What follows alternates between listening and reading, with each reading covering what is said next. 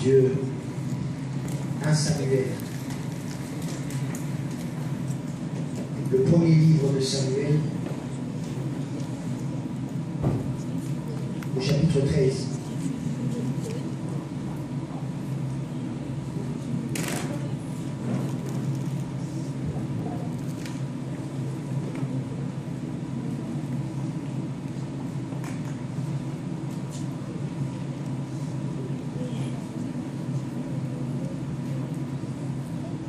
Samuel, c'est dans l'Ancien Testament, après Deutéronome, après Juge, on a attaqué Samuel, le livre de Samuel, Deutéronome, Juge, et puis après par là, vous avez vraiment le livre de Samuel.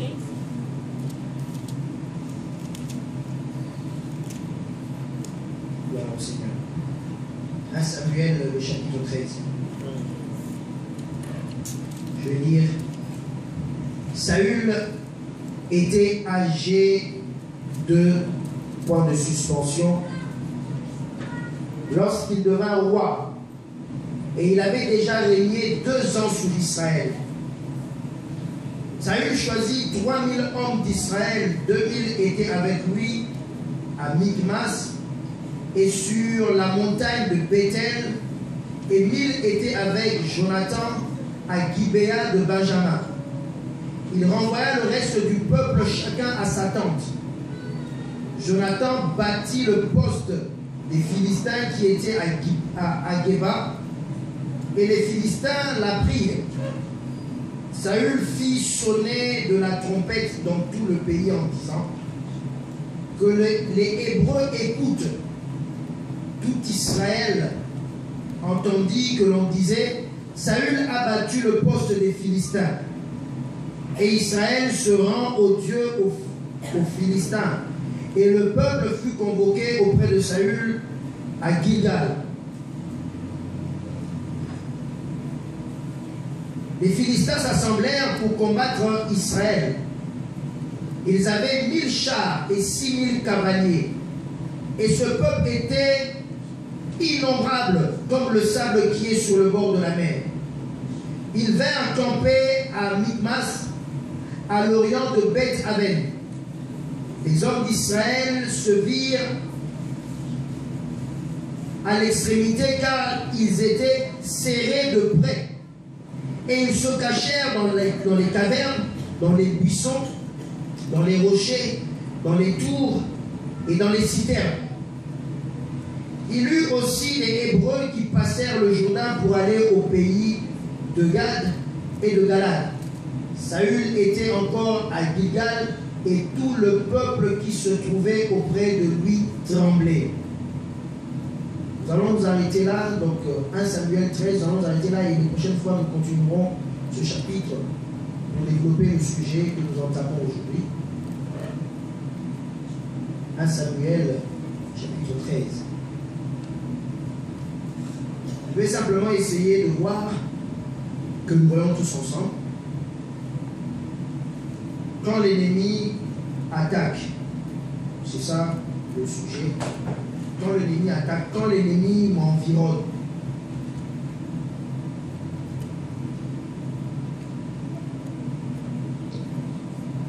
parce que nous savons très bien que la vie chrétienne est une vie dans laquelle il y a un combat. Et ça ne doit pas nous étonner. On ne peut pas te prêcher l'évangile et te dire que l'évangile, parce que tu es dans le camp de Dieu, ça veut dire que tu n'as pas d'ennemis, ça veut dire que tout va bien et que tout le monde va t'aimer.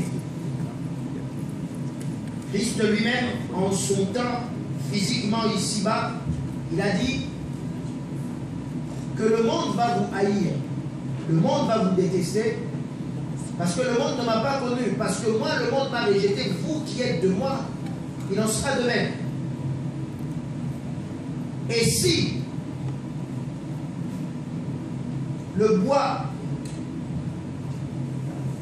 vert a été traité de cette sorte, à tomber plus forte raison, le bois sec.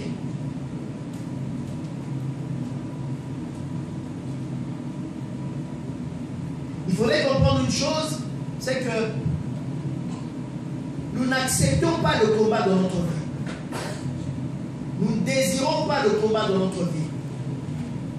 Et il ne faut surtout pas provoquer le combat dans ta vie. C'est ça le but. On ne joue pas au héros.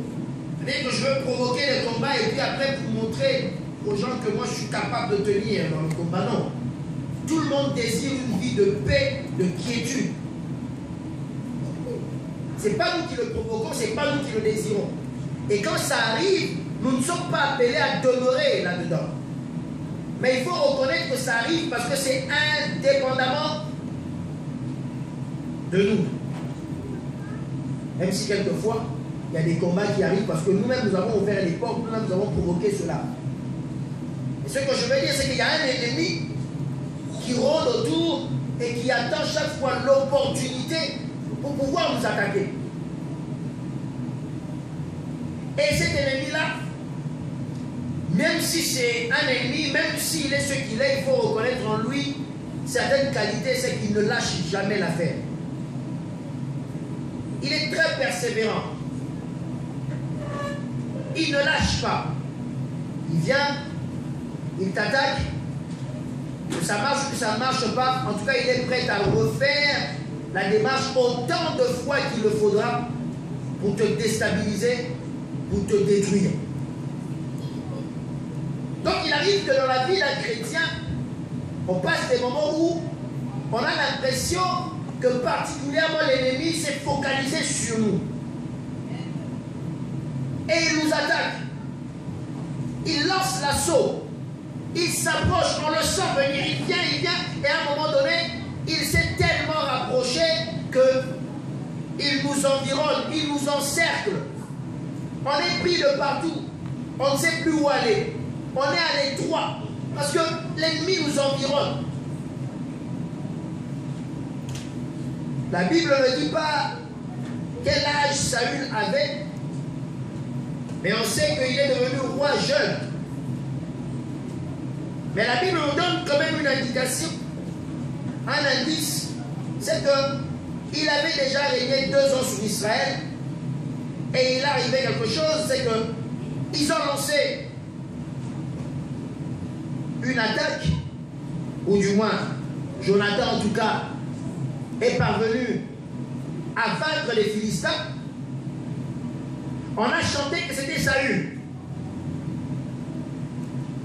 Et par la suite, ce qui est tout à fait logique et normal, c'est que dans un combat, quand tu attaques ton ennemi, attends-toi aussi à ce que ton ennemi puisse attaquer. Ce qui est tout à fait normal. Si c'est vraiment un ennemi digne de ce nom, si tu l'attaques, lui aussi, il va t'attaquer. Ce qui est tout à fait normal. Des fois, je suis étonné dans la vie de voir certaines personnes faire du mal à d'autres et s'étonnent parce que ces personnes-là leur font du mal. C'est normal. Tu attaques les autres et tu veux que les autres ne disent rien. Mais quand tu attaques une personne, attends-toi à ce que la personne aussi puisse réagir d'une manière ou d'une autre. Je dirais même que c'est logique. Après que la personne ait raison ou pas, ça c'est une autre question. Mais je sais que la logique, action-réaction. Voilà. Donc nous les chrétiens, on ne devrait pas s'étonner parce que Christ a vaincu le diable pour nous. Il a gagné le combat pour nous, mais notre ennemi ne cesse de nous attaquer. Et il se sert de tous les moyens possibles, tous les moyens mis à sa disposition pour nous attaquer. Et des fois, comme je dis, l'attaque est tellement virulente, comme on dit, attaque sans recul. Il attaque, il avance, il avance, il avance, il avance. Tu t'attends à ce qu'à un moment donné, il s'arrête et qu'il recule. Non, il avance et au bout d'un moment, comme sur un ring de boxe, tu te retrouves pris dans le coin. Tu n'as plus d'issue. Et il est en train de te rouer de coups. Tu ne sais ni aller à gauche, ni aller à droite. Tu es pris dans les filets. Il t'environne, il te menace. Comme à cette époque-là, où le Le peuple des Philistins, encore eux, une fois de plus, ils sont sortis, la Bible dit, tous les jours, ils menaçaient Israël. Tous les jours, ils insultaient Israël. Et il y avait un vaillant au milieu d'eux qui venait, qui s'approchait. Et comme il était fort, il insultait tout un peuple et personne n'osait réagir. Tous tremblaient à la vue de ce géant, à la vue de ce colosse qu'on appelait Goliath. Tous tremblaient devant lui. Il ne savait rien faire, paralysé par la peur. Après qu'ils aient attaqué, les Philistins, à leur tour aussi, ont réagi. Les Philistins se sont levés et ils ont mené la contre-attaque. Et en ce moment-là, le peuple s'est retrouvé très rapidement encerclé par l'ennemi. Il ne savait plus où aller. Je dis, mais Seigneur, il peut m'arriver des moments difficiles, mais des fois j'ai au moins eu une issue. Je peux arriver à solutionner mes problèmes. Il peut arriver que c'est vrai, des fois c'est des problèmes financiers, mais j'ai quand même des petites ressources à gauche, à droite. J'ai peut-être un petit compte épargne quelque part qui dort. Je peux aller rapidement prendre un petit 100 €, 20 €, question d'acheter du lait pour les enfants, question de payer mon transport. J'ai au moins 2-3 personnes autour de moi, en tout cas ce sont des amis, des vrais. Quand je suis dans des moments difficiles, quand je les appelle, ils ne manquent jamais de me, comme on dit, de me dépanner, de venir à mon secours. Mais là, j'ai l'impression que même mes amis sont à sec. Personne ne peut m'aider. J'ai raclé tous les fonds, tous mes comptes sont vides. Pourtant, les factures n'arrêtent pas de s'accumuler. Seigneur, par moment, j'ai l'impression que quand je suis attaqué de toutes parts, j'ai certains membres de la famille qui peuvent se lever et parler à ma place. Au moins, on sent que j'ai des responsables dans ma famille. Ça met un peu des limites vis-à-vis de mes ennemis. Mais là, j'ai l'impression que je me retrouve totalement seul. Complètement seul. Oui, c'est vrai, il peut m'arriver d'être malade, mais j'ai de quoi aller payer les soins médicaux. Il peut m'arriver d'être malade, mais généralement, au bout d'un certain moment, les médecins arrivent à trouver des solutions. Mais là, j'ai l'impression que ma maladie est une maladie incurable. Pourtant, d'autres en ont guéri, mais moi, j'ai l'impression que ça me mène à la mort. Je suis pris de partout. Oui, quand je sens l'ennemi me menacer, Seigneur, je crie à toi. Il suffit que je consacre quelques jours, peut-être de jeûne, 1 jour, 2 jours, ça suffit. Et tout de suite, je sens que la situation est débloquée. Je me sens bien. Je n'ai plus de cauchemars, je n'ai plus des attaques. Spirituellement, je me sens beaucoup plus léger. Il suffit que je prenne juste un temps de prière. Et soudainement, quelques jours après, tout va bien. Mais là, Seigneur, j'ai l'impression que j'ai jeûné, j'ai prié, je suis allé en retraite, j'ai tout fait. C'est comme si ça ne suffisait pas. Bien au contraire, plus je prie, plus je cherche ta face, j'ai l'impression que le combat devient de plus en plus rude et de plus en plus fort. Je ne comprends plus. Je ne maîtrise plus les choses. Oui, quand l'ennemi t'attaque, quand l'ennemi t'environne, quelle attitude il faut avoir? Parce que tout va partir de là. Tout va partir de l'attitude que tu auras.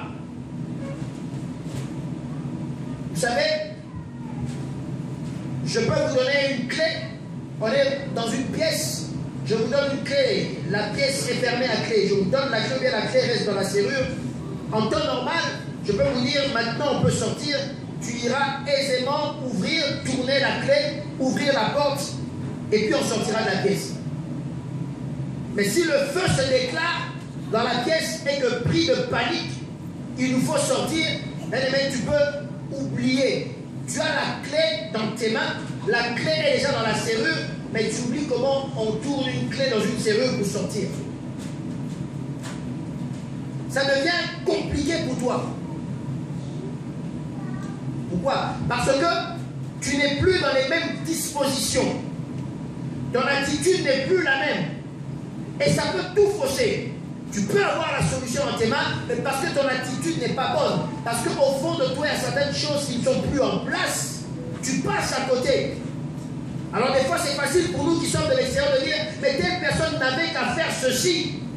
Mais pourquoi il y avait le feu dans sa voiture? Pourquoi il n'a pas ouvert la portière? Mais pourquoi il n'est pas sorti? C'est facile quand tu n'es pas dans les conditions. Mais quand on te met dans ces conditions-là, tu peux te rendre compte des fois que la chose la plus banale devient difficile pour toi. Et tu n'y penses même plus. Tu n'y penses même plus. Pour ceux qui conduisent, il arrive que des fois, une fois on était avec une collègue, et alors que le feu est passé au vert pour la voiture, elle a juste pris l'élan pour avancer, et il y avait un enfant qui a lâché la main de sa mère et a traversé. Donc il y a eu, à quelques centimètres près, elle cognait l'enfant. C'est vrai, la voiture n'avait pas du tout d'allure, ça n'allait pas être grave. Donc malgré tout, l'enfant a continué de courir, il est tombé, il s'est relevé, a continué de courir. On est sorti, on l'a rattrapé pour nous rassurer que tout allait bien. Mais je peux vous dire qu'après, pour reprendre le volant, elle avait les pieds qui tremblaient, impossible de démarrer. À chaque fois qu'elle démarrait, on voulait avancer, elle calait. Elle reprenait, elle voulait avancer, elle calait à nouveau. Et ses pieds tremblaient. Elle venait de réaliser la gravité si seulement elle avait de l'allure et qu'elle avait cogné cet enfant. Les conditions n'étaient plus les mêmes. Alors qu'elle conduit depuis des années. Donc l'attitude, c'est quelque chose de très important. Et là, on voit une chose, c'est qu'ils se sont retrouvés encerclés. Je ne veux pas parler de l'erreur de Saül, l'égoïsme de Saül, la gloire qui a été attribuée à une personne ou à une autre par rapport à la victoire qu'il y avait avant. Mais en tout cas, la Bible nous dit qu'une fois que l'ennemi a commencé à avancer, que l'ennemi les a encerclés, ils se sont retrouvés pris dans le piège. Ils se sont retrouvés coincés. Ils se sont retrouvés, comme on dit, au pied du mur. Il n'y avait plus d'issue. Et c'est là où leur attitude a commencé à changer. Ils ont vu que c'était un peuple plus nombreux que eux qui les attaquait. Et ils ont commencé à perdre confiance en eux-mêmes. La Bible dit que Israël se vit à l'extrémité car ils étaient serrés de près. Et qu'est-ce qui s'est passé dans cette situation-là? Au lieu de se regrouper pour chercher la face de Dieu, au lieu de garder, comme on dit, leur sang-froid, et encore, c'est facile pour moi aujourd'hui de le dire, je n'étais pas dans leurs conditions. Enfin, quand tu dis à une personne, tu sais, dans ta situation, il te faut te comporter de telle ou telle manière. La personne te dit, oui, c'est facile pour toi de me le dire, parce que tu n'es pas dans ma situation. Oui, certainement, je ne suis pas dans ta situation, mais néanmoins, ce que je te dis, c'est ce que tu devrais faire. Ça ne change pas la vérité. Je ne suis peut-être pas dans ta situation, mais en tout cas, ce que je te dis, c'est ce que tu devrais faire. Ça ne change pas. Parce que si tu n'arrives pas à le faire, ça compromet la suite. Et ça devient dangereux pour toi. La réaction qu'ils ont eue, la Bible dit, ils ont commencé à fuir. Et ils se cachèrent dans les cavernes, dans les buissons, dans les rochers, dans les tours, dans les citernes. Ils se sont cachés face à l'ennemi. Il ne faut jamais, jamais se cacher quand l'ennemi t'attaque. Il ne faut jamais te cacher. Jamais. Je ne dis pas qu'il ne faut pas se protéger. Je parle de se cacher. Il ne faut jamais fuir, il ne faut jamais te cacher quand l'ennemi attaque. Parce que quand tu te caches, tu donnes déjà la force à l'ennemi. Quand tu te caches, tu reconfortes l'ennemi. L'ennemi se dit que certainement son action est en train de marcher. Ils se sont cachés. Et vous verrez dans le chapitre 14, quelque part à un moment, Jonathan a eu le courage. Il s'est dit, il a dit à la personne qui portait ses armes, il s'est dit, on va quand même y aller, rien qu'à deux, on va y aller. Et on verra, s'il nous appelle à venir vers eux, c'est un signe que l'Éternel est avec nous et nous allons les battre.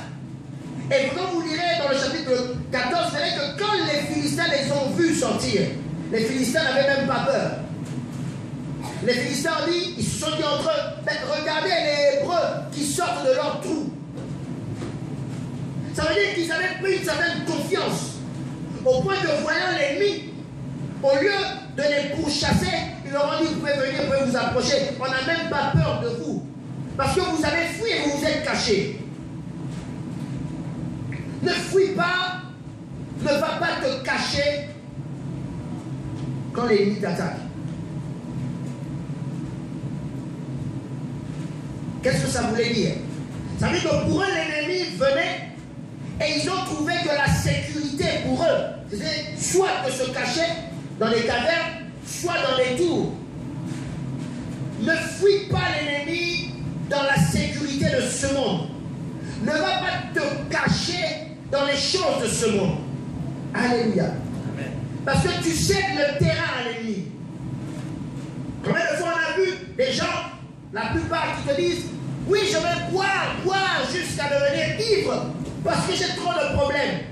Ils fuient leurs problèmes dans l'alcool. Ils vont se réfugier dans l'alcool. Ils vont se réfugier dans la drogue. Et ils croient que pour eux c'est une sécurité. Mais ce n'est pas une sécurité. Bien au contraire. Tu es en train de t'exposer à l'ennemi. Tu n'es pas de la race de ceux qui doivent fuir devant l'ennemi. Tu n'es pas de la race de ceux qui doivent se cacher quand tu entends que l'ennemi est là. Non. Parce que quand tu as cette attitude, tu montres à l'ennemi qu'il a quelque chose de plus que toi. C'est ça le langage. Je disais tout à l'heure, notre attitude, ça joue dans le combat. Avoir de l'assurance face à une personne qui t'attaque, c'est important. Si tu n'as pas l'assurance, tu es en train de donner la force à ton ennemi. Il faut avoir de l'assurance. L'assurance, pourquoi? Parce que celui qui vit en toi est plus fort que celui qui est en train de t'attaquer. Mais si dans ton attitude, tu ne le témoignes pas, tu donnes la force à ton ennemi. Il ne faut pas se cacher. Il ne faut pas se terrer. Parce que quand l'ennemi la prend, pour lui, c'est une force. Et pour toi, tu auras du mal à te relever parce que tu as déjà fui, parce que tu t'es déjà caché, parce que pour toi, tu te dis, il n'y a aucune solution. L'ennemi va m'attaquer, alors la seule solution que j'ai, c'est de me cacher. Ils sont allés dans les buissons, dans les citernes, dans les cavernes. Ils se sont enfouis là-dedans. Si vous lisez le livre de Rois, le chapitre 19, le premier livre de Rois, le chapitre 19, on nous parle d'Élie. Prenez le chapitre 18, 19, 20, on nous parle d'Élie. Élie, un grand, un exemple, un modèle, un héros de la foi. Mais ce jour-là, il s'est passé quelque chose de difficile. J'aimerais qu'on prenne, pour que j'essaie de retrouver rapidement ce passage.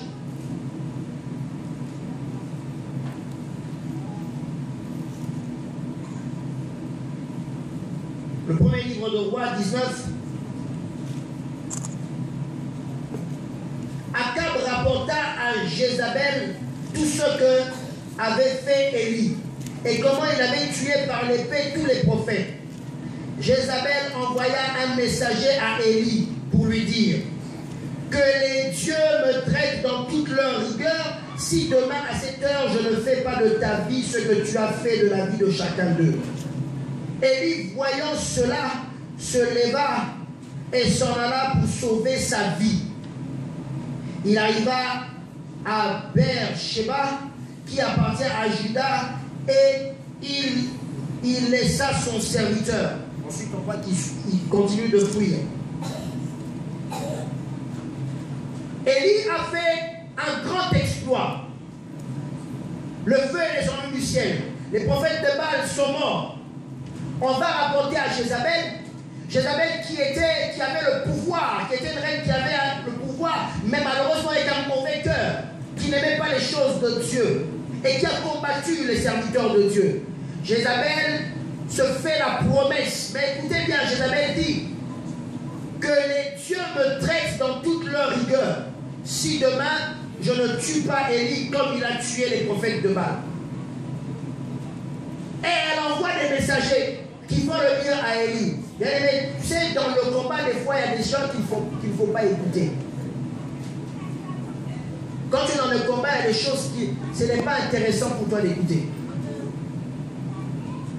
Ça peut facilement faire vaciller ta foi. Les messagers sont venus avec un message et fidèlement ils lui ont dit, tu sais quoi, Jézabel en ce moment a juré par tous les dieux. Chose bizarre. Jézabel jure par tous les dieux alors que Élie était le prophète du Dieu vivant. Et Élie a entendu simplement la menace. Il s'est dit, elle a promis, elle a juré de me tuer. Donc je vais sauver ma vie. Elle le fera certainement parce qu'elle a juré par tous les dieux. Mais Élie oubliait que sa vie était entre les mains du Dieu vivant. Et rien qu'en écoutant cela, son attitude a changé. Il est passé du Élie qui était confiant en lui, capable de défier tous les prophètes de Baal, à un Élie peureux. Peur pour sa vie. Je dois sauver ma vie en ce moment. Toi qui autrefois étais sûr de toi dans le combat, toi qui autrefois avais confiance en ton Dieu, pourquoi aujourd'hui crois-tu que les faux dieux sont capables de te tuer alors que tu as le vrai Dieu? Pourquoi perds-tu courage? On voit encore ces images et beaucoup de fois, même des chrétiens, des gens qui se disent chrétiens, qui tremblent et qui ont peur devant les soi-disant sorciers, qu'ils soient vrais ou faux. Et on a peur et on tremble. Je ne veux pas lui dire bonjour, parce qu'on m'a dit que cet oncle était un sorcier. Je ne veux plus adresser la parole à ma mère, à mon père, à mon frère, à ma soeur, parce qu'on m'a dit que c'était un sorcier. Je ne veux plus sentir mon fils, ma fille adoptive ou biologique chez moi à la maison, parce qu'on m'a dit qu'il était sorcier ou sorcière. Ça, ce n'est pas l'évangile de Dieu. Alléluia. Ça, ce n'est pas l'évangile de Dieu. Parce que laissez-moi vous dire que la Bible dit que le monde entier est sous la puissance du diable. Pourtant, Dieu nous laisse vivre, nous, ses enfants, dans ce monde. Dieu nous laisse vivre dans ce monde. Et la Bible dit très bien que le monde entier est sous la puissance du diable. Mais pourquoi Dieu laisse vivre ses enfants dans un monde qui est gouverné par le diable? Alors qu'il sait très bien que le diable est là pour nous voler, pour nous détruire, pour nous égorger. Pourquoi il nous laisse dans un monde dirigé par le diable, lui qui est notre Père et qui est notre Dieu? Parce qu'il sait que de toute façon, et normalement, le diable ne devrait rien que faire. Alléluia. Rien, absolument rien. J'aime bien suivre des documentaires animaliers et je vois que, j'ai vu ça plusieurs fois, dans les rivières en Afrique, etc. Vous savez, ils cohabitent les hippopotames et les crocodiles. Et on montre dans le documentaire qu'à un moment donné, on voit le petit de l'hippopotame entourer les crocodiles. Il est en train de s'amuser et des fois même il va mordiller un peu la queue des crocodiles. Et les crocodiles ne lui font absolument rien. Absolument rien. Bien au contraire, les crocodiles sont en train de s'éloigner. Comme pour dire, donc je n'ai pas de problème. Et ils expliquent que le crocodile, regardez dans le documentaire animalier, il explique clairement, il dit, le crocodile sait pertinemment bien que l'hippopotame est beaucoup plus puissant que lui. Et il ne peut pas oser attaquer le petit hippopotame parce qu'en quelques fractions de secondes, l'hippopotame va lui régler son compte. Rentrez chez vous ce soir, regardez, vous allez voir. Sur YouTube, il y a des documentaires animaliers. Regardez, vous allez voir et vous allez comprendre. Et le petit, il est tranquille. C'est même lui qui va provoquer les crocodiles. Vous comprenez un peu? Dieu nous laisse reste dans ce monde, il sait très bien que le diable ne peut rien faire contre toi. Pourquoi il va t'enlever de ce monde alors que tu as beaucoup de choses dans ce monde qui sont à toi et tu dois jouir de ces choses? Il va te presser de t'enlever de ce monde. Pourquoi? À cause du diable. Dieu ne va pas changer les plans de ta vie à cause du diable. Est-ce que tu le sais? Dieu, il a un plan qu'il a fait pour toi selon lui, selon sa pensée. C'est selon lui qu'il a fait. Il ne l'a pas fait par rapport au diable. Et il ne changera pas, il ne modifiera pas son plan à cause du diable. Non. Il ne n'a rien à voir. Dieu continue et poursuit sa route. Il continue et poursuit son plan qu'il a pour toi. Que tu aies 1000 ennemis, 1 million d'ennemis, que tu en aies moins, que tu en aies plus, sache que le plan de Dieu pour toi reste le même. Alléluia. Amen. Donc, ne crois pas parce que tu auras moins d'ennemis que la grâce de Dieu va augmenter dans ta vie. Et que plus tu as des ennemis, la grâce de Dieu diminue dans ta vie. Rien du tout. Qu'il en ait moins, qu'il en ait plus, toi, Dieu a tracé une voie pour toi. Et quand tu as compris cela, on peut mettre devant toi tous tes ennemis. C'est comme si tu ne les voyais pas, ils sont transparents. Ça ne te dit absolument rien. Tu peux être chez toi, comme d'habitude les rapporteurs vont venir te dire, tu sais quoi, telle personne ne t'aime pas. Je l'ai appris, j'ai surpris à une conversation où il disait qu'il te déteste. Il ne t'aime pas, ça ne te fera rien du tout. Que j'ai un ennemi en plus ou un ennemi en moins, ça change quoi dans ma vie derrière? Dis-moi. Toi tu paniques parce que tu n'as pas compris cela. Ah bon? Il a dit ça, c'est vrai, il ne m'aime pas. Ah, ok. Moi aussi, je lui ferai sentir que je ne l'aime pas. Moi aussi, je vais l'attaquer. Moi aussi, je vais me venger. Je vais prendre les devants. Tu gaspilles ton énergie pour rien.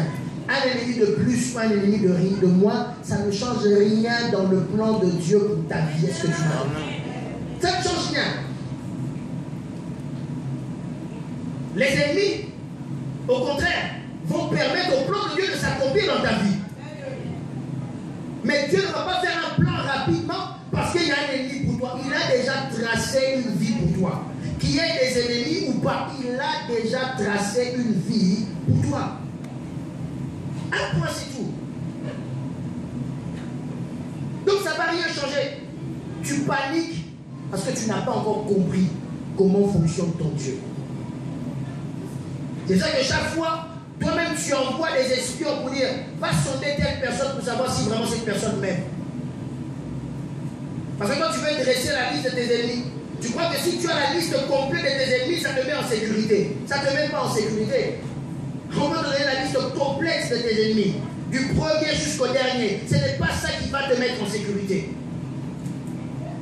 Ce n'est pas ça qui va te mettre en sécurité. Ta sécurité, c'est celui en qui tu as cru.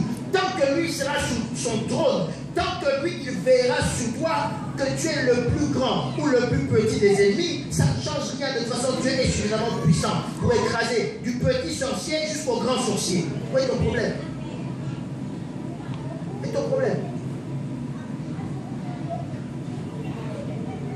Ah oui, il faut que je chasse cet enfant de la maison parce qu'on m'a dit que dans le royaume des ténèbres, ici il a 6 ans, mais dans le royaume des ténèbres, pasteur, c'est un général, hein? Mais qu'il soit général, maréchal dans le monde des sorciers, qu'il soit empereur ou bishop dans le monde des sorciers, qu'est-ce que ça va changer par rapport à la puissance de Dieu? Dis-moi. Des fois, on est distrait par des choses, mais je ne vous dis pas. Dites-moi, ça va changer quoi dans la puissance de Dieu?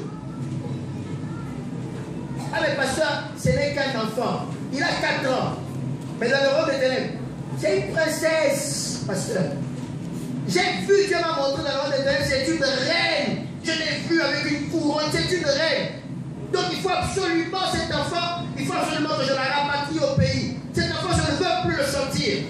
Ce cousin, je ne veux plus le voir. Je ne veux même plus lui adresser la parole. Qu'il soit général, roi ou empereur, est-ce qu'il sera au-dessus du roi des rois? Est-ce que si lui il monte des grades, est-ce que ça menace la puissance de Dieu? Pourquoi tu paniques alors? Pourquoi tu paniques? Je le dis bien, Dieu est capable et sa puissance est suffisamment puissante et il a démontré, il a écrasé, il a anéanti. Il a réduit à néant. Il les a livrés publiquement en spectacle en triomphant d'eux. tous par la croix, en commençant par le plus petit des démons. Toi qui connais bien la hiérarchie du monde des ténèbres, parce qu'apparemment tu es spécialiste de ça. Tu sais repérer qui est capitaine, qui est caporal, qui est général dans le monde des ténèbres. Au lieu de chercher à comprendre qui est ton Dieu, toi c'est chercher à comprendre les grades dans le monde des ténèbres. Je te dis que Dieu, du plus petit des démons jusqu'au diable lui-même, la Bible dit, il les a écrasés. Il les a écrasés et Jésus-Christ est au-dessus de tous. Alors où est ta crainte, dis-moi? Où est ton problème? Dis-le-moi. Explique-moi. Vous avez une personne, des personnes qui ont beaucoup d'argent. Il va entrer dans un magasin. Je vais prendre un exemple beaucoup plus proche de toi. Vous voyez le jeune homme, quand il aime une jeune fille, il l'emmène au restaurant. Il a peur. Il s'est dit, si elle prend la carte et qu'elle commande des choses, moi, je n'ai que 50 €, c'est l'argent de poche qu'on m'avait donné. Et puis un autre ami m'a dépanné encore un autre 50 €, donc je n'ai que 100 € dans ma poche. Donc quand ils vont dans le restaurant, la petite copine là, prend la carte et lui il commence à intercéder. Et on essaie d'influencer son choix. Ça, ah non, ça c'est pas bon. Ça c'est pas bon. Ça c'est 9 €. Oui, ça c'est très bon. Ça tu peux prendre. C'est très bon, je connais, c'est très bon. Très bon, tu peux le prendre. Ok? Il a peur. Parce que c'est limité.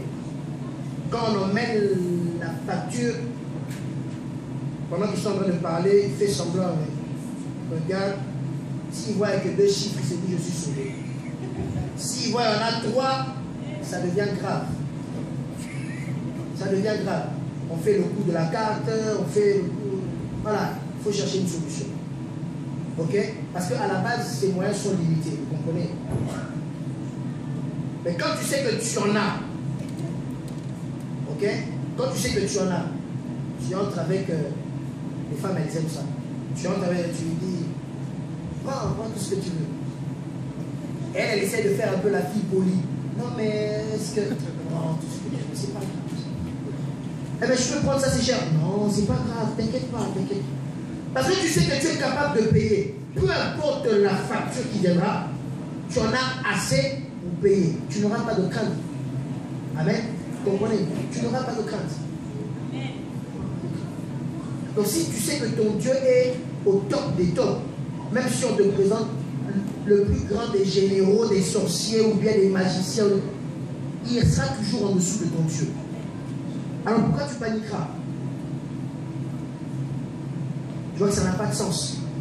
Tu paniques pour rien. Tu paniques pour rien. Et en paniquant, tu perds tes moyens. En paniquant, tu joues le jeu du diable. Parce que te voilà, tu vas commencer aussi à insulter. Te voilà, tu vas commencer aussi à te fâcher. Te voilà, tu vas avoir la haine, la vengeance, etc., etc. Tu joues le jeu du diable. Tu joues le jeu du diable. Garde ta confiance. Garde ta confiance. Vous savez, je disais, tu dresses une table entre moi et mes ennemis. Je suis confiant parce que je sais que tu es là.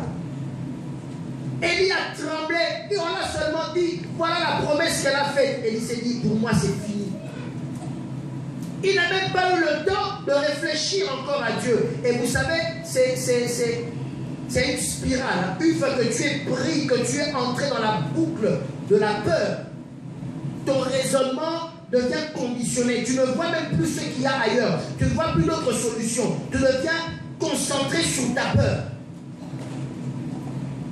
Élie, tellement il est, dès l'annonce de ce message, il est entré dans un cycle de la peur. Il n'avait même pas une seule seconde pour réfléchir et se dire, mais en fait, je suis quand même le serviteur du grand roi, du grand Dieu. Il ne pouvait plus réfléchir à ça. Il était enfermé dans une réflexion parce que lui, c'était la peur. Et je dois sauver ma vie, un point c'est tout. Il n'y a pas autre chose à faire. Je dois sauver ma vie. C'était la seule chose qu'il y avait dans sa tête. Je dois sauver ma vie. Et le reste, je ne veux plus savoir. C'est ça le danger dans le combat. C'est qu'une fois que tu observes, vous voyez certaines personnes qui sont dans le combat, dans l'adversité, tu viens, tu lui exhortes, tu lui fais voir la solution. Maintenant, on a besoin que la personne refuse même la solution. En disant non, c'est peine perdue. Non, pasteur, moi c'est fini pour moi. Attends, je te dis que ça peut aller. Non, pasteur, non. Ne me le dis pas. Pour moi, je crois que c'est fini. Parce que la personne est déjà dans une logique, elle est entrée dans une réflexion, elle a l'impression qu'il n'y a pas d'autre solution que ce qu'il y a dans sa tête.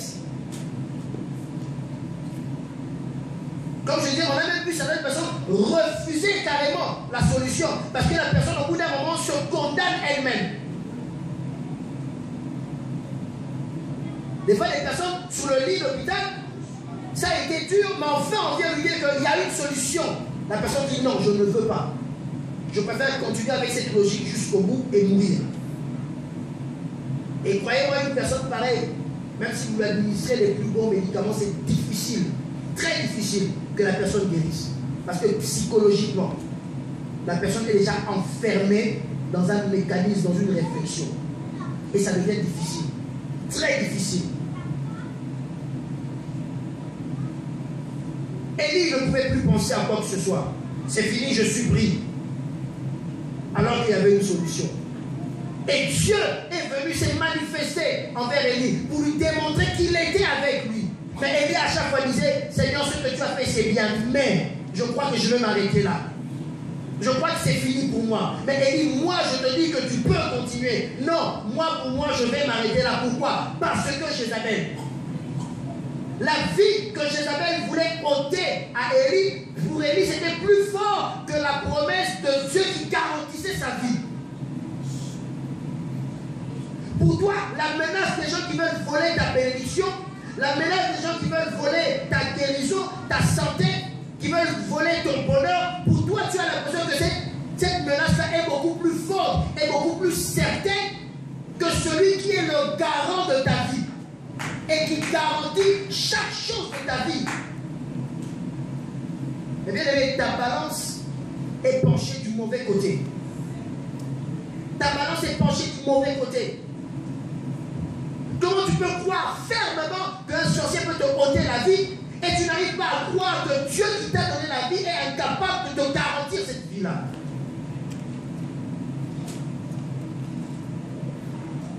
Comment tu peux croire avec certitude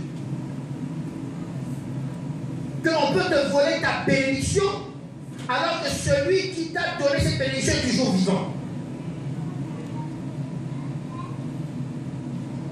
À la limite, je dirais même plus loin. À la limite, je dirais, ok, tu peux me voler ma bénédiction tant que celui qui m'a donné la bénédiction est vivant, j'en aurai une autre. À la limite, je peux encore dire ça. Il me bénira à nouveau parce qu'il est là.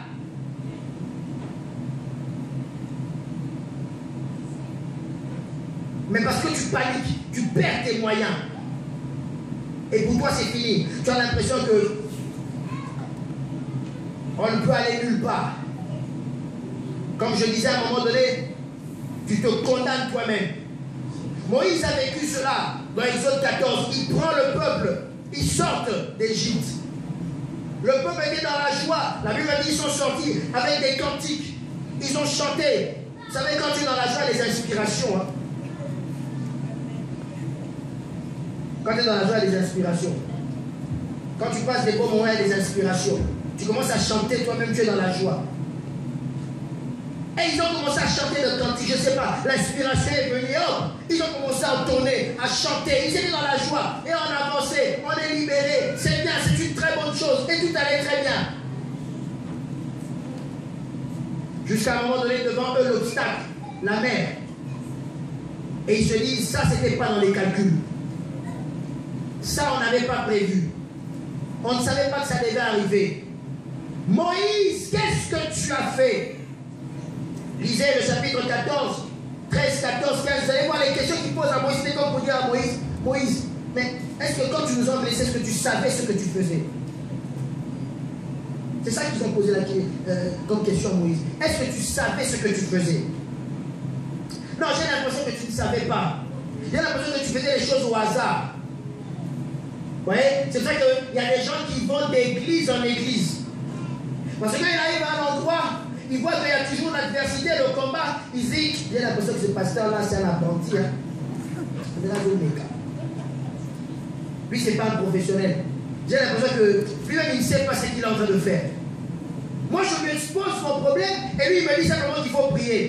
J'ai l'impression que lui, ce n'est pas son domaine. Hein. Ce n'est pas son domaine. Alors, je vais aller parce qu'on m'a dit qu'à un autre endroit, lui, par contre, c'est son domaine. Alors, je vais aller chez lui. Lui, il maîtrise mieux les choses. Et quand tu vas aller là-bas, après 1 mois, 2 mois, ça n'a toujours pas changé. Tu te dis, non, lui non plus, il ne maîtrise pas. Je vais aller ailleurs. Et te voilà aller d'église en église, de pasteur en pasteur, d'assemblée en assemblée, etc. Ils ont dit, Moïse, est-ce que tu savais, est-ce que tu avais vraiment compris la pensée de Dieu? Vous savez, quand tout va bien, le peuple t'acclame. Le jour où il y a un problème, c'est là qu'il commence à te dire, parce que moi je savais que je suis dans l'erreur. Hein. Mais quand il y avait les bénédictions, il disait Amen. Dès qu'il y a un problème dans l'église, moi je savais que cette église n'irait pas loin. Moi je savais. Mais je ne voulais pas dire. Mais quand il y avait les bénédictions, là tu prenais et tu disais Amen. Si tu crois et si tu es sûr qu'on est dans l'erreur, c'est le moment de partir. Dis Amen. Si tu crois et si tu es sûr que nous, ici, nous sommes dans l'erreur, c'est le moment de partir. N'attends pas le jour où il y aura un vous dire, moi je savais. Alléluia. C'est trop facile. Et c'est lâche d'ailleurs. Alléluia. Moïse, qu'est-ce que tu as fait? Moïse, n'y avait-il pas des sépulcres là-bas? On va mourir. Non seulement on va mourir, mais on va devenir de la nourriture pour les animaux. Moïse, j'aurais voulu mourir encore en Égypte. On allait m'enterrer, j'allais avoir une tombe. Ma famille allait passer de temps en temps mettre une fleur sur ma tombe. Mais ici, je vais mourir dans le désert, je n'aurai pas de tombe, les animaux vont me bouffer. Mais Moïse, qu'est-ce que tu as fait? Quelle erreur de ta part! Quelle erreur de ta part! On était bien, à la maison, comment ça dire, on était bien en Égypte. Pasteur, pourquoi je me suis converti? Quand j'étais païen, j'étais bien. Mais des fois, ces pensées ne sont pas montées en nous. Quand autrefois je ne priais pas, j'étais bien, pasteur, depuis que je prie. Trop de problèmes. Trop de problèmes. Peut-être que quand tu étais païen, tu n'avais pas des problèmes, mais tu avais le plus gros problème de l'homme. La mort spirituelle. Ça, tu l'avais, ça c'est sûr. Ça c'est sûr. Tu n'avais peut-être pas de problème, je veux bien te croire. Mais le plus grand problème de l'homme, ça en tout cas tu l'avais. La mort spirituelle. Moïse, on avait tout là-bas. Là-bas, on était bien. Maintenant, tu nous as emmenés ici et c'est la fin des choses. On va mourir. On va se faire dévorer. On n'aura pas de place où aller, Moïse. Qu'est-ce que tu as fait? Et ils commençaient à paniquer. Et ils regardaient derrière eux. Plus ils voyaient Pharaon et son armée s'avancer, c'en est fini pour nous. C'en est fini pour nous. Au lieu de croire en ce Dieu qui avait fait tant de miracles, avait démontré sa puissance par tant de signes en les faisant sortir d'Égypte. Non, non, non. Pour eux, Pharaon allait les rattraper et les tuer. Alors moi, je vais vous poser une question. Entre un homme méchant et l'esprit de mort, tu vas choisir qui? Non, je parle d'un homme méchant et l'esprit de mort. Toi, tu vas choisir qui? On te dit choisis. Tu veux avoir un combat avec qui? Qui tu veux qui te poursuive? L'homme qui est méchant, mais ce type-là, il est très méchant. Je te préviens, il est très méchant. Mais de l'autre côté, tu as un autre choix. Esprit de mort.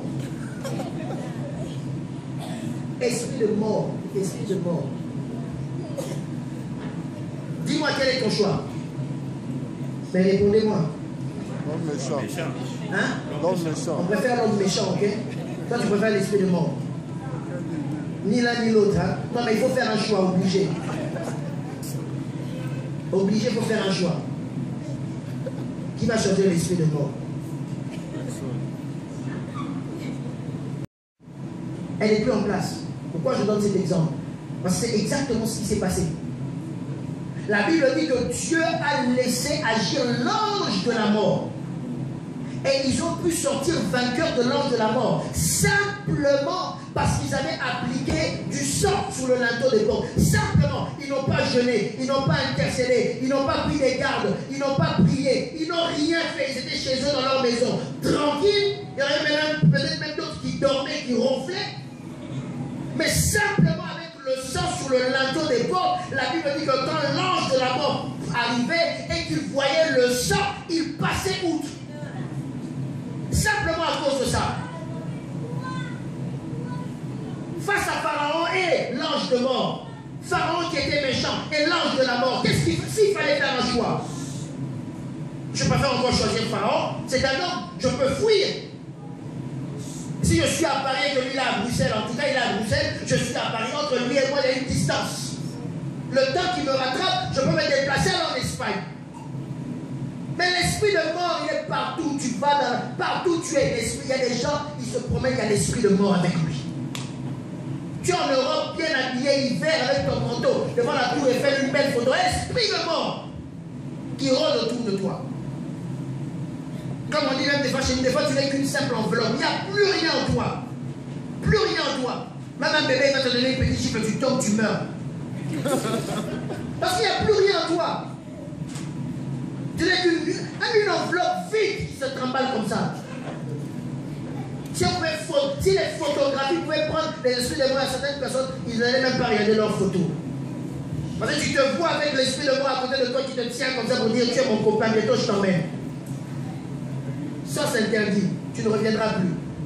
Alors là tu comprendras de qui tu peux vraiment avoir peur. De l'homme que tu vois ou de l'esprit méchant qui te suit. Oh, Dieu a vaincu non seulement l'esprit méchant, mais même les hommes parce qu'il est au-dessus de tout.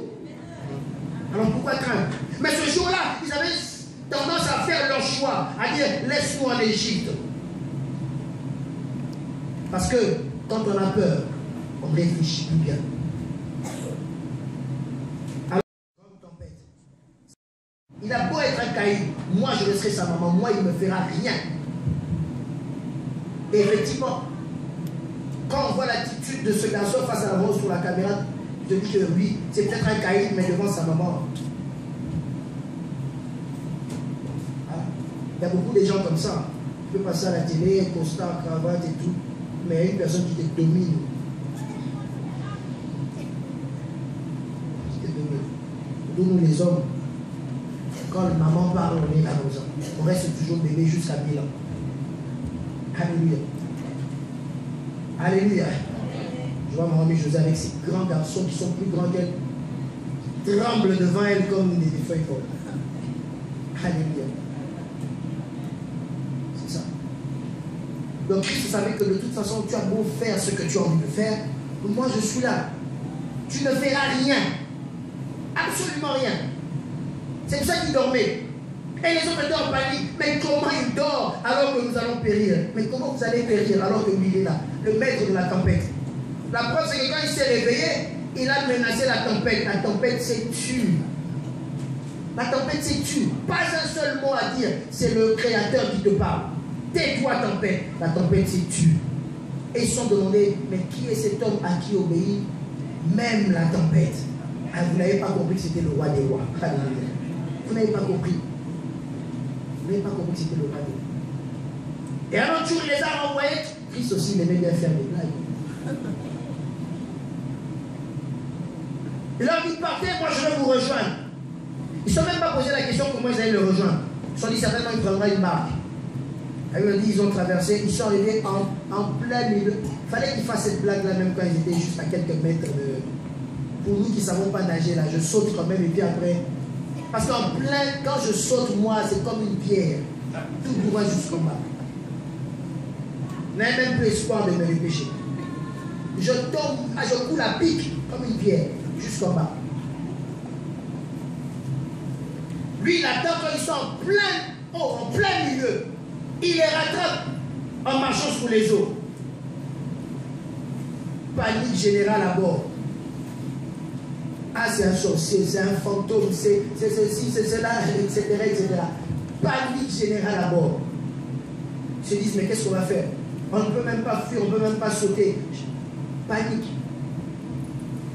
C'est un fantôme. Oui, c'est un fantôme, mais si je te confirme que c'est un fantôme, ça va changer quoi? Ça va changer quoi? Vous savez, des fois, les gens ils sont dans des problèmes. Ils préfèrent passer toute la journée avec des gens pour développer, parler de leurs problèmes. Ah, moi, vraiment, ma belle soeur, c'est une sorcière. Vraiment, c'est une sorcière. Elle t'a fait ça. Vraiment, c'est une sorcière. Et vous passez toute votre journée. Et puis, à la fin, il n'y a pas de solution. Chacun rentre chez soi. Voilà. On a fait le commentaire et les événements, c'est tout. Mais les solutions, on n'a pas trouvé. On n'a pas trouvé. Ah, moi, je souffre. Hein, maman, tu souffres vraiment. Maman, toi, comment tu souffres? Hein? Il y a vraiment des problèmes. Vraiment. Et toi, tu prends plaisir à écouter ce genre de choses. Dans la présence, ça te console. Mais au final, où est la solution? Où est la solution au final? Pas de solution. C'est un fantôme. Oui, c'est un fantôme. Oui, oui, c'est un fantôme.